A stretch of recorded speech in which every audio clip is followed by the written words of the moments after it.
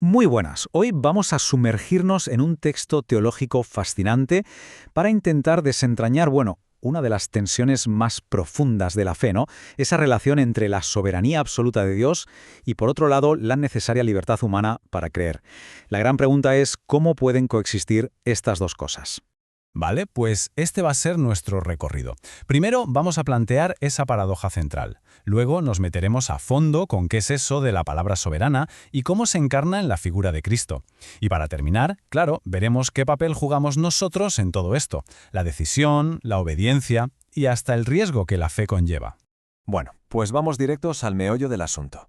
El texto nos planta delante de un dilema teológico de los de toda la vida, un verdadero rompecabezas. Ese choque aparente entre la voluntad de un Dios que lo puede todo y la libertad que sí o sí necesita el ser humano para creer. Y esta es la pregunta que lo vertebra todo. A ver, ¿cómo es posible que un mandato divino, que es tan potente que crea y define la realidad misma, necesite al mismo tiempo que una persona, un individuo, decida libremente aceptarlo? Parece una contradicción, ¿verdad? Pues vamos a ver qué solución nos propone el texto. Para empezar a desenredar esto, lo primero es entender bien a qué se refiere el texto cuando habla de la palabra de Dios. Y ojo, porque no estamos hablando de un libro o de un discurso, para nada. Hablamos de algo mucho más vivo, más dinámico y, sobre todo, poderoso. Y aquí entra el concepto clave, la palabra soberana. Fijaos, se define como una fuerza activa, una fuerza que crea. Y mucho ojo con esto, que es fundamental. No es una palabra que describe la realidad, no. Es una palabra que la establece, que la crea de la nada. Es además el único puente, la única mediación posible entre Dios y la humanidad. A ver, vamos a desglosar un poco esto. ¿Qué caracteriza a esta palabra? Pues para empezar, es la fuerza que está detrás de la creación. Es también, como decíamos, el único puente hacia Dios, no hay otro. Además, es una palabra que hace lo que dice, se cumple. Su proclamación es su ejecución. Y por último, y esto es importantísimo, esta palabra no solo habla de la realidad, es la realidad misma. Y para que veamos que esto sale directamente de la fuente, aquí lo tenemos. En la página 55, el autor lo deja clarísimo. Cito: su palabra es y se llama soberana porque no existe en sí y por sí, sino que es mediación. O sea que no es una interpretación que hacemos nosotros, no. Es la base de todo su argumento. Y ahora llegamos a un punto de inflexión en el texto, porque toda esta idea de una palabra tan poderosa, tan abstracta, de repente se va a hacer carne, se va a concretar de una forma radical y totalmente inesperada. Y aquí la tenemos, la tesis central, dicha con una claridad que casi asusta.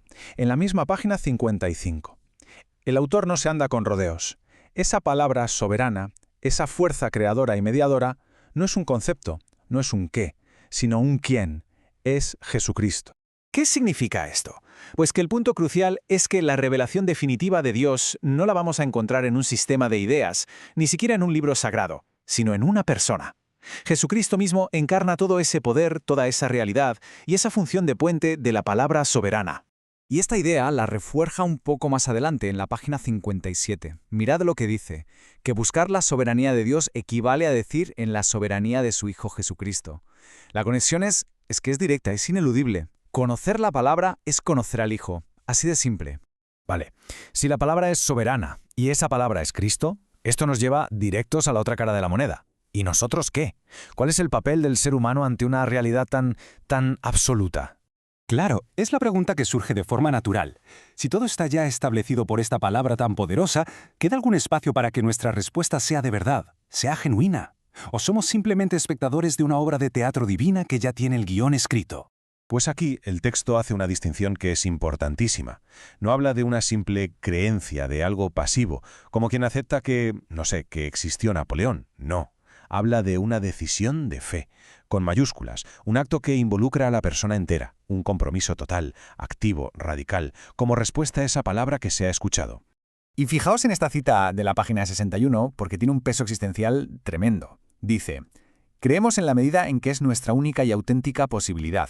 Obstinarse en la neutralidad solo podría significar la elección de nuestra propia imposibilidad. Es decir, que la fe no es una opción más en un menú. Según el autor, es la única posibilidad auténtica. Quedarse en medio, en la neutralidad, no es una postura segura. Es elegir tu propia imposibilidad. Es como renunciar a la posibilidad de existir plenamente. Y si volvemos a la fuente, a esa página 61, vemos que se profundiza en esta idea. El texto insiste en que la fe no es algo de momentos puntuales, de un día sí y otro no. Es una continuidad temporal, es decir, una decisión que se mantiene y que define la vida entera. Venga, pues vamos con la última parte, para ver las consecuencias prácticas de todo esto. Si la fe es una decisión tan radical, tan total, ¿cómo se ve eso en la vida cotidiana? ¿Qué implica, en la práctica, tomar este camino? El texto nos presenta una secuencia muy lógica, casi como 3 pasos. Primero, la palabra soberana se proclama, actúa. Segundo, la persona responde con esa decisión de fe. Y tercero, y aquí está la clave, esa decisión, que es interna, se tiene que materializar, se tiene que ver en algo externo, la obediencia. La obediencia, por tanto, y esto es muy importante, no es una condición que hay que cumplir para tener fe. No, es su consecuencia, lo que viene después de forma natural, casi inevitable.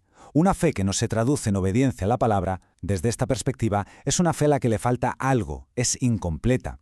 Es la prueba visible, la manifestación tangible de esa decisión que se ha tomado por dentro. Pero claro, esta vida de obediencia no es un camino de rosas. Y aquí el autor introduce un concepto que a mí me parece fascinante, el riesgo. Fijaos en la cita de la página 63. En la decisión de la fe debemos, y no podemos dejar de correr el riesgo, tomar la posibilidad que se nos ha dado de ser hijos de Dios. O sea que creer implica, sí o sí, correr el riesgo de aceptar esa nueva identidad que Dios te ofrece. No es un terreno seguro, es un salto. Como vemos aquí en el propio texto, esta idea del riesgo es absolutamente central. El autor afirma que precisamente se nos exige ese riesgo. Por lo tanto, el riesgo no es un obstáculo que haya que evitar, sino una condición que hay que abrazar para que la fe sea de verdad, sea auténtica. En el fondo, es aceptar vivir sin tener todas las certezas que tanto nos gusta tener. Y así, cerramos este análisis con una pregunta que en realidad resume toda la tensión del texto. ¿Vivir en la fe, entonces, es aceptar un riesgo o es descansar en una certeza?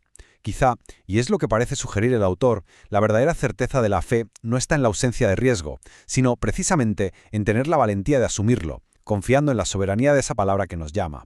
Ahí lo dejamos.